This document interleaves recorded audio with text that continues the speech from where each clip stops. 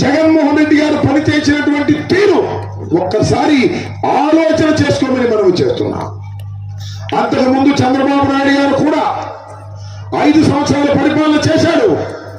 ఆ 5 సంవత్సరాల పరిపాలన ఎలా ఉంది, ఈ జగన్మోహన్ రెడ్డి గారు చేసిన పరిపాలన ఎలా ఉందో బేరీజు వేసుకోవలసిన సమయం ఆసన్నమైందని ఈ సందర్భంగా నేను మనం చేస్తున్నా. ఒక్క విషయం చెప్పాలి ఇక్కడ. చంద్రబాబు నాయుడు గారు 5 సంవత్సరాల పరిపాలన చేశాడు కదా, ఎన్నికల్లో ఎన్ని వాగ్దానాలు చేశాడు, నెరవేర్చగలిగాడా? జగన్మోహన్ రెడ్డి గారు ఎన్ని వాగ్దానాలు చేశాడు, నెరవేర్చాడు లేదా? ఒక్కసారి ఆలోచన చేయమని మనం చేస్తున్నాం. చంద్రబాబు నాయుడు గారు కూడా చేశాడు. ఎన్నికల్లో తిరుగుతూ ఏమన్నాడు, రైతు రుణమాఫీ, రైతు సోదరులారా నాకు ఓటేయండి, నా సైకిల్ గుర్తుకు ఓటేయండి, నా సైకిల్ గుర్తుకు ఓటేస్తే నేను అధికారంలోకి వస్తే మొదటి సంతకం రైతుల రుణమాఫీ మీద పెడతాను. 95,000 కోట్ల రూపాయలు రుణమాఫీ అంతా ఒక్క దెబ్బగా రద్దు చేసేస్తానన్నాడు. అంతేకాదు, పొరపాటు కడతారేమో మీ దుంపలేగా కట్టమాకండి, బ్యాంకు వాళ్ళు వస్తే పొమ్మనండి, ఎందుకంటే వస్తున్నాగా సంతకం పెట్టేస్తే అయిపోద్ది. అంతే. ఏమ్మా ఏంటి మీ మెడలో బంగారం లేదు, మీ ఆయన బ్యాంకులో పెట్టుకున్నా, ఏం కంగారు లేదు, మీరు సైకిల్ గుర్తుకు ఓటేయటం మీ బంగారం మీకు నడిచి వచ్చింది, అంతే, సంతకం పెడతాగా అన్నారు. నమ్మారు రైతులు. కాపు లోన్ పెట్టుకున్నాం, పంట లోన్ తీసుకున్నాం, మామిడి బంగారం తీసుకెళ్లి బ్యాంకులో పెట్టుకున్నాను, మొత్తం రద్దు అయిపోద్ది, బంగారం ఇంటికి వచ్చేసింది, ట్రాక్టర్ ఓనర్షిప్ వచ్చేసింది, పొలం తాకట్టు నుంచి పోతే ఇంకేమైనా గుద్దేమని గుద్దారు. గుద్దితే 67 సీట్లు మేము వచ్చాం, ఆయన అధికారులకు వచ్చాం. ఇక్కడ గుద్దితే 924 ఓట్లతో నేను డాము వెనకబడ్డాను, నా మీద పోటీ చేసిన గెలిచాడు. వచ్చిందా బంగారం, రద్దయిందా, సంతకం పెట్టాడా, ఏమి బంగారం ఏడానికి వచ్చింది. రైతులు రుణమాఫీ చేయరా బాబు చంద్రబాబు నాయుడు గారు అంటే కోటయ్య కమిటీ అన్నాడు. ఆయన 1 లక్ష ఇస్తా అన్నాడు. మళ్ళీ ఇప్పుడు 1 లక్ష ఏంటండి, మా రైతులకి రెండా 1,00,000 అన్నాడు. ఏమయ్యా బాబు చంద్రబాబు మొత్తం తీస్తాను కదా ఎన్నికలకు ముందు, మరి తీవేమయ్యా అంటే నేను ఎక్కడన్నాను, అంత ఒకటే, మీరంతా ఊరిలో అంటున్నారు, నేను ఎక్కడన్నానండి మొత్తం అని తీస్తానన్నాను, 1,00,000 తీస్తున్నాను. బంగారం తీసుకొస్తా అన్నారు కదా, ఎక్కడన్నాను బంగారం తీసుకొస్తా అని అనలేదు, అబద్ధపడేది. ఇప్పుడు దుంపదేగా ఆ వయసులో అబద్ధం ఆడేశాడు. రైతులు ఏమనుకున్నారంటే సచ్చినోడు పెళ్లికి వచ్చినంతే, ఏం చేస్తాం, ఓటేశాగా మన వెనక తీసుకోవడానికి లేదుగా, ఆ 1,00,000 2,500 తాగేవా అంటే అది కూడా స్కేల్ ఆఫ్ ఫైనాన్స్, వాయిదాల పద్ధతి అన్నాడు. శ్రీమద్ రమారమణ గోవిందో నమ్ముకున్న రైతాంగం అంతా కూడా గంగారామునికి పోయినటువంటి సందర్భాన్ని మనం చేస్తున్నా. అలా మోసం చేశాడు చంద్రబాబు నాయుడు గారు. నేను ధైర్యంగా చెప్తున్నా, జగన్మోహన్ రెడ్డి గారు ఎక్కడైనా మోసం చేశాడా అని అడుగుతా ఉన్నా. అమ్మ ఒడిస్తా అన్నాడు, బటన్ నొక్కి అమ్మ ఒడిచ్చాడు. రైతు భరోసా ఇస్తా అన్నాడు, బటన్ నొక్కి రైతు భరోసా ఇచ్చాడు. వృద్ధాప్య పెన్షన్ 2,000 నుంచి 3,000 వరకు పెంచుకుంటూ పోతానన్నాడు.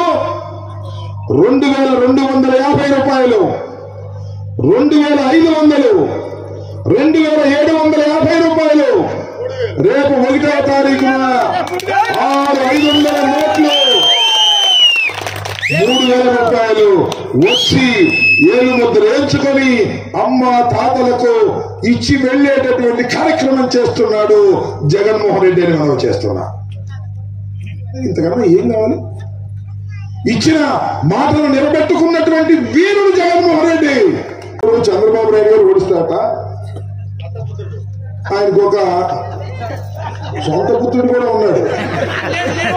సొంత పుత్రుడు దత్తపుత్రుడు కలిసి ఓడిస్తారట. ఒక్కడే రాలేడంట. పవన్ కళ్యాణ్ కూడా కలుపుకొని వస్తాడంట.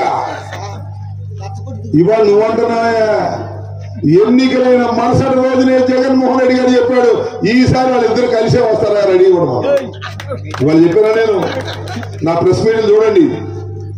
4 సంవత్సరాల క్రితం నుంచి జగన్మోహన్ రెడ్డి గారు ఆ రోజే చెప్పాడు, అన్నా మీరు చెప్పండి ఈసారి ఎన్నికల్లో పవన్ కళ్యాణ్ చంద్రబాబు కలిసే వస్తారు, అయినా వీ డోంట్ కేర్, ఇద్దరిని కలిసి గట్టిగా నడుస్తామని చెప్పినటువంటి వీరుడు జగన్మోహన్ రెడ్డి గారిని మనం చేస్తున్నాం.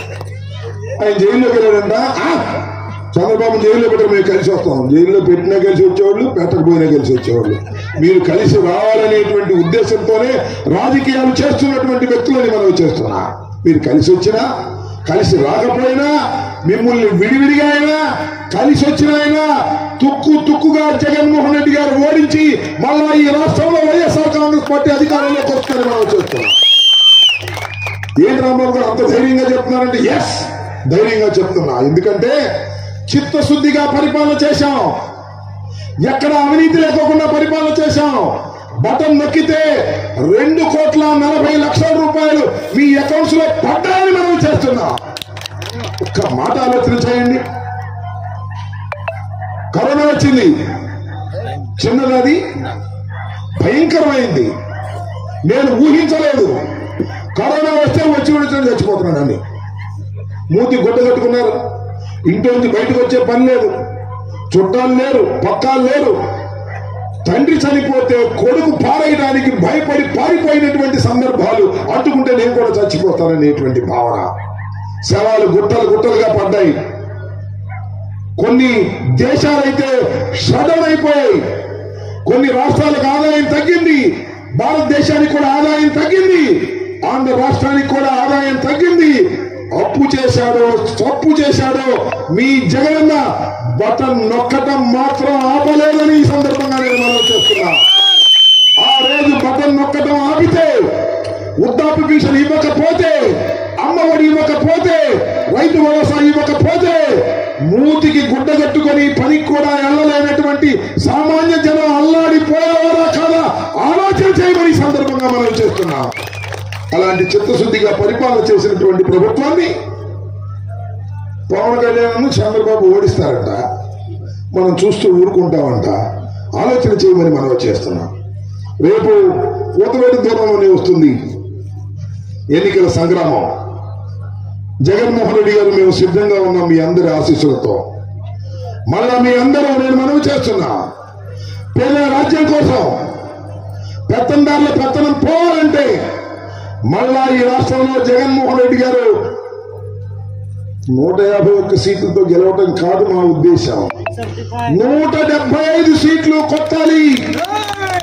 పవన్ కళ్యాణ్ 2 చోట్ల నిలబడ్డా, 3 చోట్ల నిలబడ్డా తుక్కుగా ఓడిపోవాలి. చివరికి ఎవరైనా పాదయాత్ర చేశాడు, పప్పు లోకేష్ ఎక్కడ పోటీ చేసినా ఓడగొట్టాలి.